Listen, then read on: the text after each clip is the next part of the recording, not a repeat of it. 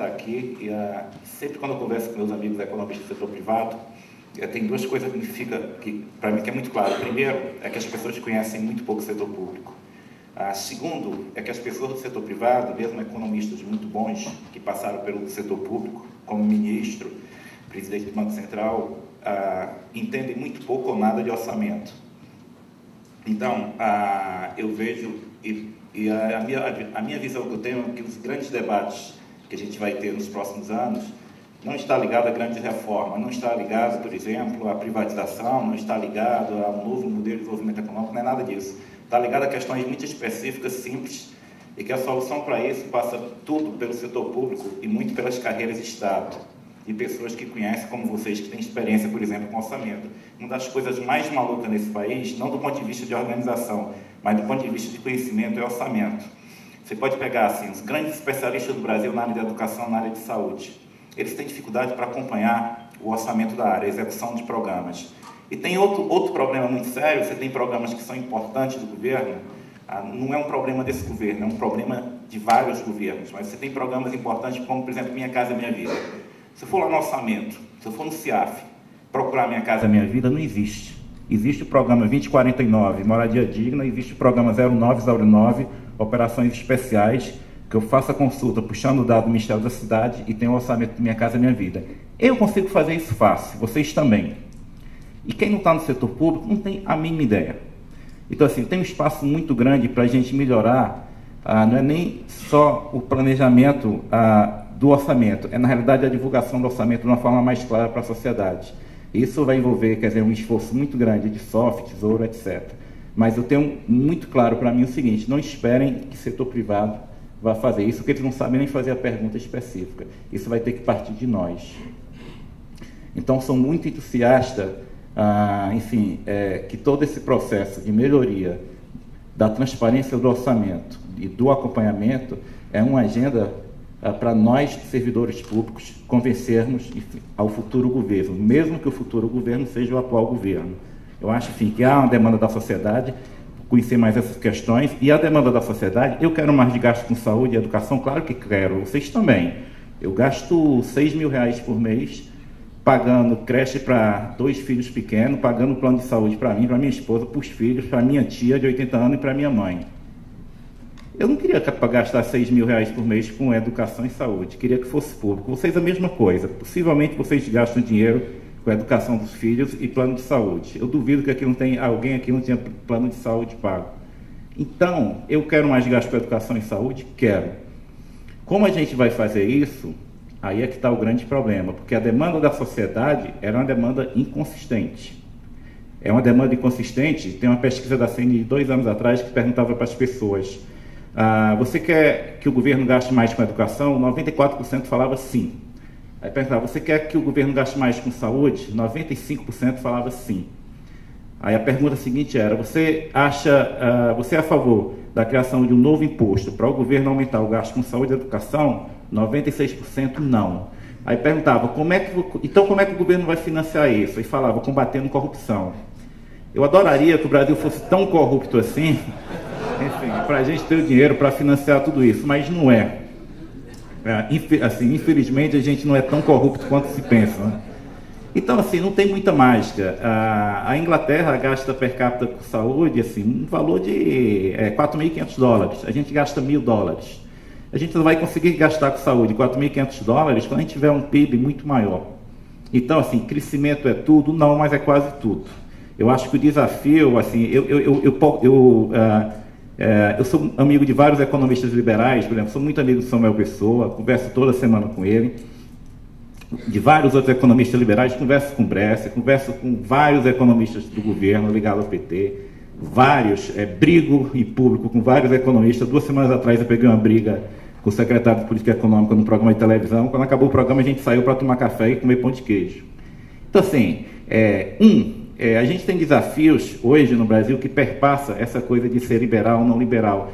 São coisas muito menos interessantes do ponto de vista acadêmico. Por exemplo, como aumentar investimento público.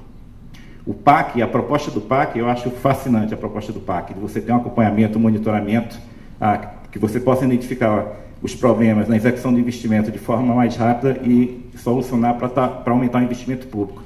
A gente conseguiu fazer isso? Não por maldade das pessoas. As pessoas são bem intencionadas e tentaram o melhor. Mas tem problemas no investimento que não são simples de resolver. Essa é outra grande agenda para o próximo governo. Exatamente qual é o nosso grande problema de aumentar o investimento público? É excesso de controle do TCU, enfim, é o quê? São projetos básicos executivos mal feitos, é falta de recursos, exatamente o que é. Eu vou até organizar um seminário aqui sobre isso, depois das eleições, mas trazendo experiências lá de fora, porque mesmo lá fora, na União Europeia, você não tem modelos únicos de investimento em infraestrutura, são modelos variados. Em muitos casos, mesmo em países que a gente taxa como liberal, por exemplo, a Inglaterra, todo o planejamento é feito dentro do Estado, o projeto básico executivo é feito dentro do Estado, para funcionários de carreira. Então, assim, eu quero analisar exatamente como é lá fora, comparar aqui e comparar com as discussões que estão ocorrendo aqui. São coisas difíceis, mas a agenda de desenvolvimento do Brasil, que eu vou tentar mostrar aqui, envolve coisas triviais, não envolve gente falar, qual vai ser o novo plano de privatização. Não, acabou isso, quer dizer, isso é a agenda passada. A nossa agenda agora é muito mais trivial, é coisa assim, como a gente vai compatibilizar os desejos da sociedade com a restrição orçamentária? De que forma a gente pode investir mais na educação e saúde e reduzir o subsídio para os empresários? Porque quando você fala em reduzir o subsídio para os empresários, eles caem em cima de você. Já me chamaram de tudo de nome feio. E, ao mesmo tempo, a gente vê pessoas do governo indo na televisão defendendo subsídio para empresário. Que história é essa? Daqui a 2 semanas eu vou estar na ABIMAC conversando com um bocado de empresário. Quando for falar para eles que a gente não pode dar tanto subsídio para eles, eles vão me xingar. Mas, de fato, a gente não pode. Quer dizer, há coisas muito claras no debate brasileiro, no orçamento, que essa sociedade ela fez opção por um estado de desenvolvimento social avançado. E isso tem custo. E um dos custos disso é que hoje o Estado brasileiro ele não tem a capacidade de financiar desenvolvimento, fazer políticas setoriais e aumentar tanto investimento quanto ele tinha na década de 70. A China tem? Tem. Só que a China, quanto é que a China gasta com previdência? 2.000% do PIB. 2.000% do PIB, com a mesma estrutura etária que a gente tem. Quanto é que o Brasil gasta? 12%. Então, assim, esquece, não dá para comparar com a China. E a Índia? Também não dá. O gasto total da Índia é 27% do PIB, do Brasil é 40%. Assim, não dá para comparar com a Índia. E com o México? Também não. Por quê? Porque o México tem uma carga tributária de 20% do PIB. A rede social do México é muito pequena. No Brasil tem uma carga tributária de 36%, porque, entre outras coisas, a gente tem uma rede social muito grande. Quando a gente olha dados como consumo de governo, o consumo do governo no Brasil, sei lá, nos últimos, desde 1995, não aumentou. O consumo do governo não aumentou. Quando a gente fala em governo perdulário, que a imprensa gosta tanto, isso não existe. Quer dizer, grande parte do crescimento do gasto do Brasil foram com transferências. Dá para melhorar? Dá para melhorar muito. Porque nossas transferências nem sempre, enfim, o efeito distributivo dela é muito pequeno, quando a gente compara, por exemplo, com a Europa. Mas, de fato, essa coisa de setor perdulário, não. Redução do número de ministérios vai resolver o problema do Brasil. Eu já escrevi 300 vezes falando que não. Pode melhorar a questão de gestão. Em termos de gestão, é muito difícil um presidente se reunir com 40 ministros. Mas, assim, então, não faz, a meu ver, quer dizer, tem vários ministérios que existem que poderiam ser apenas um ministério ou ser secretaria de ministério. Mas isso é uma questão de gestão. Isso vai resolver o gasto público? Não. Por isso que, para a gente ter muito claro esses debates, a gente precisa mostrar os números exatamente os desafios. É verdade que a gente vai fazer essas escolhas, mas a gente tem feito essas escolhas de forma inconsistente. Exemplo específico, há 2 anos atrás eu fui conversar com a bancada de saúde da Câmara dos Deputados. Eles tiveram uma reunião com o ministro da Fazenda para regulamentar lá a emenda constitucional da saúde, e o ministro Manteiga falou que não tinha dinheiro, enfim, para atender a demanda deles. E eles pediram para eu ir conversar com eles, queriam me mostrar os números, queriam perguntar se era verdade que o ministro tinha falado para eles. E eu falei: olha, deputado, é verdade, o que o ministro falou para o senhor está correto. Ele disse: mas não pode? Ele disse: não, agora, assim, parte dessa restrição do ministro não ter dinheiro para atender a demanda do setor de saúde, vocês são culpados, porque vocês aprovaram tal programa, aprovaram outro programa, e o deputado olhou para mim e falou: opa, Mansueto, você está sendo injusto. Quando pediram para aprovar esse programa, não falaram que era o recurso da saúde. Ou seja, como cada área olha o orçamento dividido, quando você junta tudo para atender as demandas, a gente ia precisar de uma carga tributária de 45%, 50% do PIB. A primeira pergunta que eu faço é: vocês acham que pagam pouco imposto? Eu quero sair daqui com esse consenso, enfim, para falar. Vocês acham justo a gente aumentar a carga tributária e vocês pagarem mais imposto? Claro que não. Eu sou funcionário público como vocês, final de carreira. Nosso salário final de carreira é R$20 mil. Eu agora, como estou de licença, e para me manter tive que abrir uma pessoa jurídica, dou palestra, enfim, aulas pagas, às vezes consultoria. Aconteceu uma coisa inusitada: eu ganho mais e estou pagando menos imposto de renda. Absurdo. Absurdo, quer dizer, mas o problema não são vocês, não somos nós, que daqui a pouco eu vou estar de volta no IPEA. A gente não tem como, a gente paga imposto de renda descontado na fonte. O problema são outras coisas, mas tudo isso tem que ficar muito claro, senão a gente não vai resolver. Eu vou passar para a palestra, eu falo muito rápido, vou ter que pular alguns slides, mas depois no final eu volto. Vamos lá. Primeiro ponto, quer dizer, o problema no nosso baixo crescimento, eu vou começar com o diagnóstico, tem coisas conjunturais e tem coisas estruturais. O Brasil de hoje, o Brasil dos próximos 50 anos, é diferente do Brasil dos últimos 50 anos. E vai ser um Brasil muito diferente. Qual é o nosso problema hoje? Primeiro, a gente tem uma indústria de transformação que perdeu competitividade. Não por falta de demanda. Demanda tem. Ela perdeu competitividade por problema de custo. O Brasil se tornou um país caro. Quando você viaja para a Europa, viaja para os Estados Unidos, você compara o preço das coisas, o Brasil é um país caro. Eu compro relógio quando eu viajo para o exterior, para seminário. Esse relógio foi R$400. Ele aqui custa R$2 mil. É caro. O Brasil é um país caro. E isso está tirando nossa competitividade industrial. Isso é problema de carga tributária? Não necessariamente. Se a gente tivesse a carga tributária como a atual e a produtividade fosse muito maior, isso não seria problema. O problema é quando você tem produtividade baixa e carga tributária alta. Carga tributária em si não é problema, depende da produtividade. A Alemanha é um país de carga tributária alta, elevada, só que a produtividade do trabalhador alemão é muito alta. O problema é quando você vai aumentando carga tributária e a produtividade não acompanha. 2, quer dizer, a exportação da indústria de transformação no Brasil, ela não cresce desde 2008, era basicamente o mesmo valor, e ela está perdendo participação na pauta de exportação total. Pela primeira vez, desde o final dos anos 70, os produtos básicos estão superando 50% a nossa pauta de exportação. 3, a perda de participação no manufaturado na pauta de exportação, voltamos ao final da década de 70. 4, temos problemas conjunturais e estruturais. Isso é que é interessante, quer dizer, parte da nossa desaceleração tem a ver com conjuntura, mas tem toda outra parte que tem a ver com mudanças estruturais que estão acontecendo no Brasil, e quem quer que seja o próximo governo vai ter, enfim, a difícil tarefa de tentar lidar com esses problemas estruturais. Difícil prever o que vai acontecer com a indústria nos próximos 10 anos e com o crescimento do PIB. Se a gente olhasse, eu me lembro que a entrevista mais pessimista que eu dei há 2 anos atrás para o Valor Econômico, me perguntavam qual seria o cenário para 2015. Eu falei, olha, o cenário para 2015 não é muito bom, é uma inflação muito alta que eu falo, 6, 6,5%, e a economia crescendo 3%. Crescimento da economia esse ano, a projeção do IBRE, que eles me passaram ontem, é de 0,6%. Crescimento no próximo ano, está todo mundo 1,5% com viés de baixa. Possivelmente a gente vai ter um crescimento médio em 2014 e 2015 de 1%. Você falar que a economia brasileira ia crescer em 2014 0,6% ou 1%, há 2 anos atrás, estava fora do radar, você seria chamado de louco. O cenário do Maílson, na Tendências, o cenário mais pessimista do Maílson, com a probabilidade de ocorrer muito pequena, 25%, o cenário mais pessimista, a probabilidade dele ocorrer era 25%, muito pequena, era a economia está crescendo hoje 2,5%. A gente vai crescer menos de 1%. Então, assim, aconteceu algo, uma desaceleração muito forte que ninguém esperava. Parte disso é conjuntural. O Brasil não vai ficar crescendo tão baixo. Por outro lado, dado o cenário que a gente tem hoje, dado taxa de investimento, crescimento de produtividade, ninguém vai crescer 4%, 5%. Pode voltar a crescer 4%, 5%? Pode. Agora tem uma série de hipóteses aí que são difíceis de, da gente observar. Aqui eu vou passar muito rápido nos gráficos, depois quem quiser a apresentação eu dou. Aqui é a queda da participação da indústria no PIB. Preocupa porque esse processo ocorreu em países que estavam com a renda média já muito maior do que a do Brasil, então nosso processo de desindustrialização começou muito mais cedo do que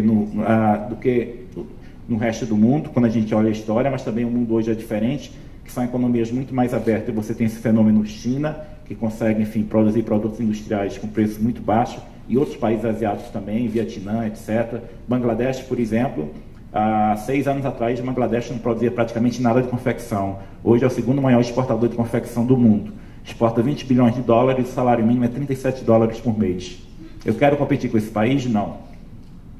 Eu não quero competir com esse país. Só que esse país hoje pressiona o setor de confecção do Brasil. Então, o Brasil não vai ser um grande exportador de confecção nem de sapatos, porque a gente não tem estrutura de custo para isso. Então, a gente tem que procurar agregar valor e para ramos de indústria mais intensivos em tecnologia. Mas isso também é difícil, porque a gente não tem a produtividade para concorrer com o Japão, com a Alemanha e com os Estados Unidos, que são grandes produtores de bem de capital.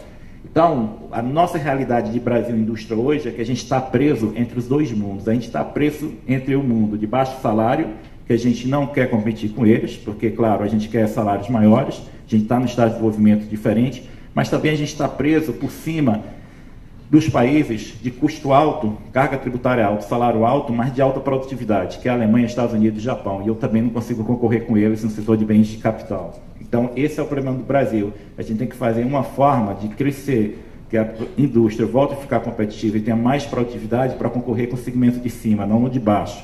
Confecção, calçado, tudo isso vai continuar importante no Brasil? Vai. Vai ser um grande exportador? É a indústria que vai crescer muito? Não. Não é.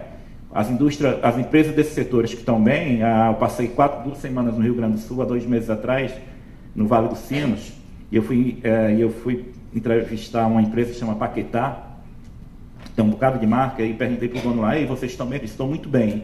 Disse, mas como o senhor está bem? Se a indústria está mal? Eu disse, não, eu estou bem porque mais da metade do meu faturamento não é indústria, é comércio. Eu perguntei, como assim? Ele falou, olha, eu produzo várias marcas, que é ortopé, tudo aquilo é dele. Ele fala, mas eu tenho redes de calçado. Eu tenho redes de calçado eu tenho redes que, quando você entra, tem o meu produto e dos meus concorrentes. Por exemplo, a rede Exposend lá no Nordeste. E tem lojas que você entra e não tem meu produto. E eu sou o dono. Loja da Nike. Entra na loja da Nike do Iguatemi, é da Paquetá, da indústria de calçado. Então, assim, esses caras, eles se viram, tudo bem com... Mas esse setor, o setor de mão de obra intensiva no Brasil, o Brasil hoje não é um país de custo barato. Logo, a gente não vai ser muito competitivo e nem um grande exportador desses produtos. E esse é o dilema da indústria. Eu vou correr muito porque eu tenho pouco tempo. Isso aqui, só para mostrar que o nosso problema não é problema de demanda, isso aqui é muito bom. Isso aqui é a produção física da indústria, em 2009 desabou. A gente recuperou rápido e não conseguiu mais crescer. E aqui é vendas reais no varejo. Quer dizer, se nosso problema fosse de demanda... eu não tinha esse gráfico aqui. Mesmo na crise de 2009, as vendas reais do varejo no Brasil não caíram. Demanda a gente tem. E por que é que depois a produção industrial não passou a acompanhar a demanda como fazia antes? Porque depois de 2008 eu tive um mundo mais competitivo, com produtos industriais mais baratos que a gente não consegue competir. É um problema do resto do mundo? Não, é ótimo. É ótimo que tenha produtos industriais mais baratos no resto do mundo. Isso levou a um ganho de termos de troca no Brasil de 30%. Cada $1 exportado pelo Brasil, a partir de 2008, conseguia comprar 30% a mais. Foi ótimo para o Brasil. O problema da nossa indústria não é porque Bangladesh tem um salário mínimo de 37 dólares, não é porque a carga tributária do Vietnã é baixa. O problema da indústria tem a ver com decisões nossas, tem a ver com baixo crescimento de produtividade e baixa competitividade da economia brasileira. Não tem nada a ver com o resto do mundo. O resto do mundo pressiona, mas muito é de decisões internas, domésticas. Aqui é um caso muito claro para ver que ninguém tem problema de demanda. A média de 2006 é 100. Isso aqui é a quantidade de índice de quanto de bens de consumo duráveis importados, aqui bens de consumo não duráveis. Quer dizer, a base é 100. Em 2013 foi 311, aqui foi 200. Demanda tem. Quer dizer, as pessoas estão consumindo. O problema é que essa demanda está vazando para fora porque o Brasil se tornou um país caro. Que eu vou passar, então, e isso, claro, se transforma no setor mais vulnerável que é a indústria. Isso aí é o déficit da indústria de transformação, só manufatura. A gente tinha um superávit em 2006 de 5 bilhões de dólares, no ano passado a gente teve um déficit de 105 bilhões de dólares. Isso mostra bastante o problema da nossa indústria, que eu já falei e vou passar que não dá tempo. Alguns pontos para discussão, enfatizando o que eu falei. O problema da indústria hoje é muito mais do lado do custo, do lado da demanda. 2, a demanda vaza para fora porque o Brasil, o custo de produção é elevado. Só tem 2 formas de eu tornar o custo de produção mais barato, reduzir esse custo de produção. É tornar o trabalhador mais produtivo. E 2, é aumentar a eficiência da economia como um todo. fazer investimento em infraestrutura, etc., que torne a economia como um todo e todos os outros setores que prestam serviço à indústria mais produtiva. Isso, claro, estou deixando de fora a redução de carga tributária e redução de salário, que isso está fora do debate. Então, se a gente conseguir aumentar o crescimento da produtividade, a gente vai ter uma indústria mais competitiva. Aí vocês vão me falar, olha, está vendo, então está tudo fácil. Não, porque aumentar a produtividade é muito difícil. Depende de uma série de coisas caminhando na mesma direção. E a gente não tem conseguido fazer isso. Quem calcula a produtividade, Naécio Menezes do INSPE, o Samuel, o Fernando Holanda Barbosa Filho do IBRE, a nossa produtividade nos últimos 3 anos está estagnada. Ela não cresce absolutamente nada. Eu tenho um gráfico aí, depois eu mostro. Dado isso, quer dizer, qual é a coisa boa disso tudo? A coisa boa disso tudo é isso aí que aconteceu. Apesar desse nosso baixo crescimento, quer dizer, nos 10 anos anteriores, 2004 e 2010, a gente cresceu 4% ao ano. É uma taxa razoável para um país como o Brasil. Eu vou explicar por quê. Isso levou a uma queda muito forte da taxa de desemprego.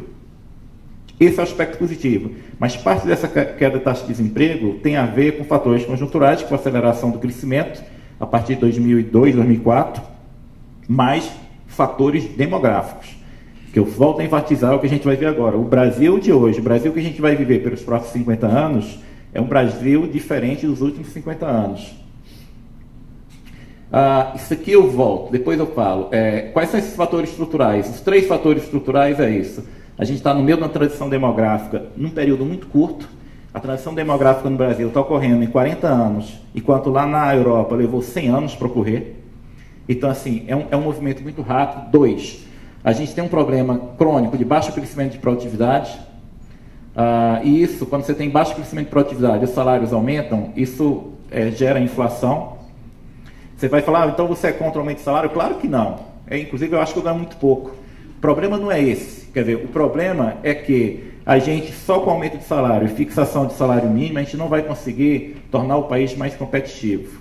O Brasil é um país muito desigual? Você tem que investir mais em educação básica? Tem. Mas, novamente, aumento do salário mínimo é bom? Mas para o salário mínimo, o aumento ser consistente e aumentar ainda mais, a gente vai ter que crescer mais. Qual vai ser o aumento do salário mínimo? Ou melhor, qual é o aumento do salário mínimo? Qual foi o aumento do salário mínimo real esse ano? 1%. Se algum economista falasse isso há 4 anos atrás, ele seria taxado como doido. O crescimento do salário mínimo real esse ano foi 1%, que foi o crescimento do PIB de 2012, foi 1%. Se a economia ficar crescendo 1, 2%, o crescimento real do salário mínimo, pela regra atual, vai ficar sendo 1, 2%. Então, se a gente crescer mais, o crescimento do salário mínimo vai ser maior.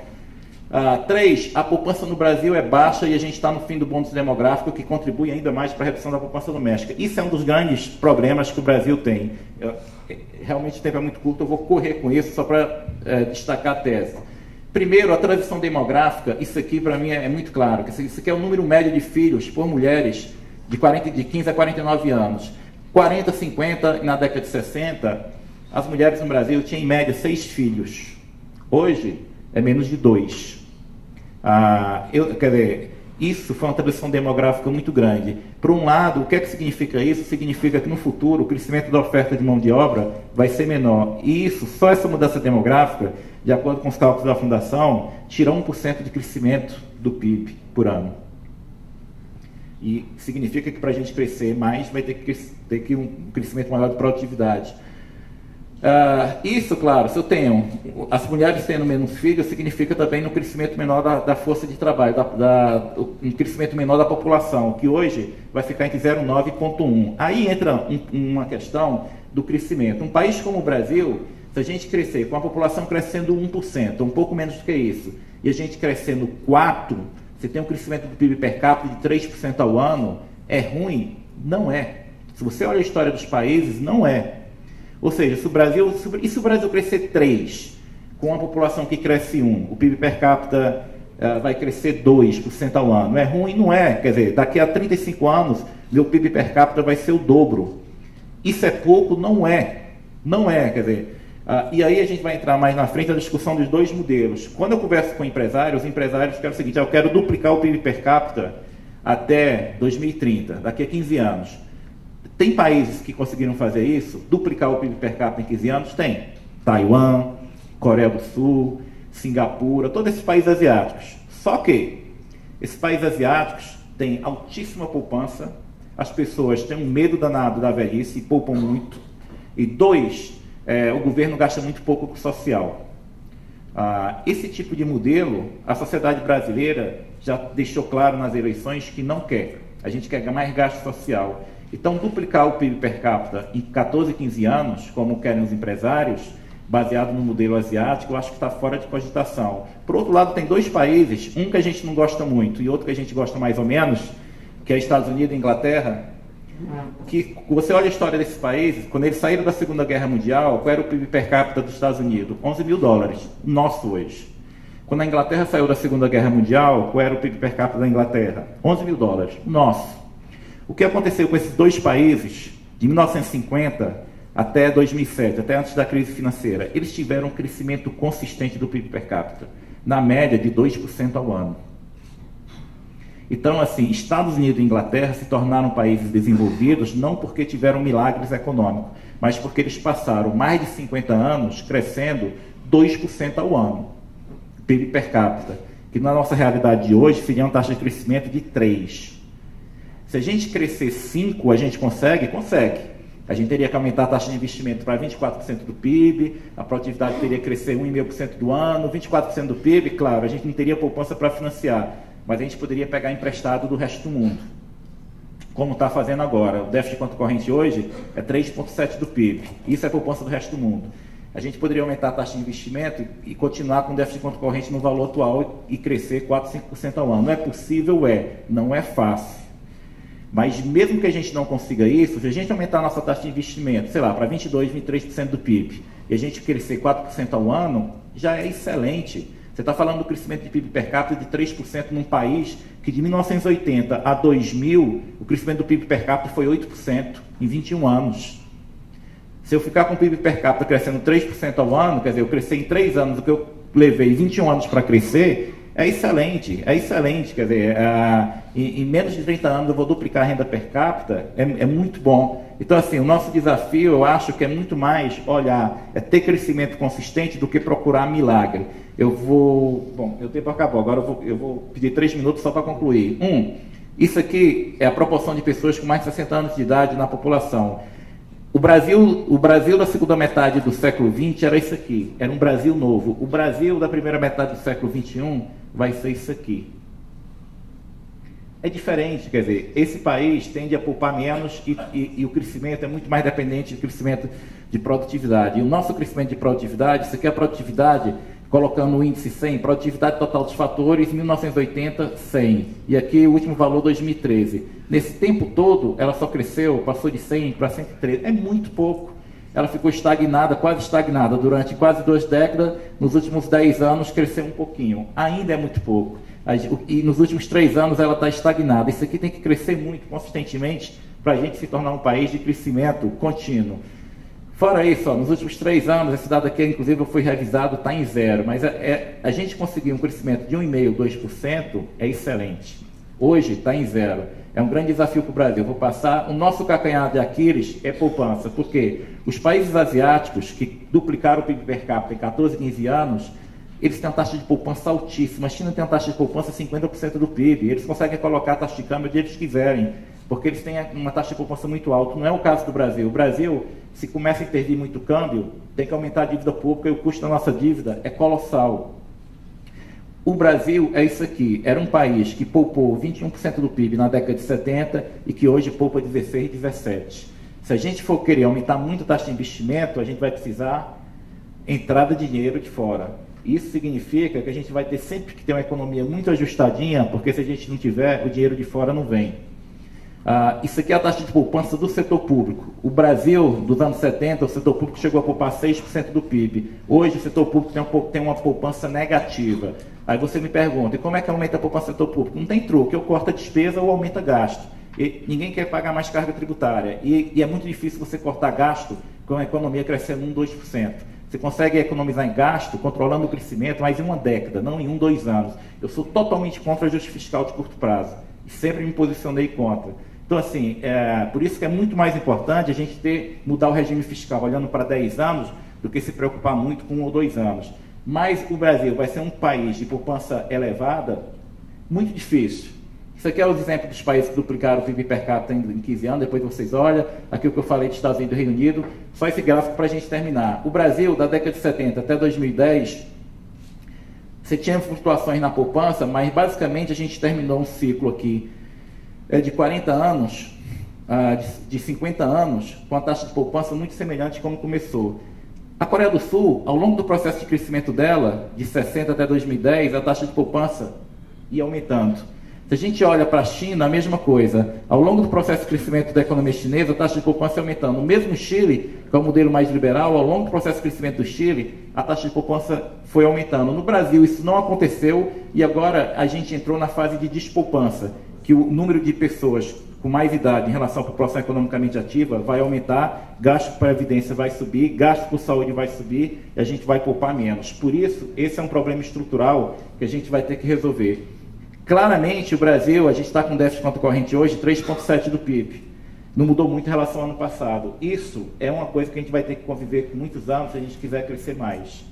Aí por isso que a gente não vai poder, a gente vai ter que ter a gente vai ter que ter a economia muito ajustada para que esse dinheiro entre pela melhor forma, que é investimento direto externo e não renda fixa. Papel do Estado, eu já extrapolei, não vai dar para fazer a cor, mas papel do Estado, eu vou mostrar dois gráficos. Esse aqui de investimento não. Vou mostrar isso aqui. Isso aqui é o que mais ou menos pelo meu cálculo, vocês sabem fazer esses cálculos melhor do que eu, mas o que a gente gasta com social. O que a gente gasta com social, Bolsa Família é meio ponto do PIB. Seguro-desemprego, abono salarial, 0,9% do PIB. Previdência, colocando na conta da Previdência LOAS e colocando também funcionário público e também a Previdência de Estado e Município, dá uns 12% do PIB. Saúde, uns 4,5% do PIB. Educação pública, uns 5,5% ou 6% do PIB. Se eu somo tudo isso, eu tenho um país que gasta com social, apenas com social, entre 23,5% e 25% do PIB. Isso, se eu for comparar com o gasto público total da China, o gasto público total da China é 25% do PIB. É o que a gente gasta só com social. Se for comparar com a Índia, o gasto público total da Índia é 27% do PIB. Que é um pouco acima do que o Brasil gasta só com social. Então a gente tem uma carga tributária alta e vai ser menos competitivo do que a China? Vai. Por quê? Porque a gente decidiu que a gente quer um estado de bem-estar social. Então o grande desafio é tornar esse estado de bem-estar social muito mais eficiente. Porque hoje, essa tabela eu acabo. Quando a gente olha o papel do Estado tributando e distribuindo e o efeito que ele tem na queda da desigualdade, a América Latina e o Brasil é muito ineficiente.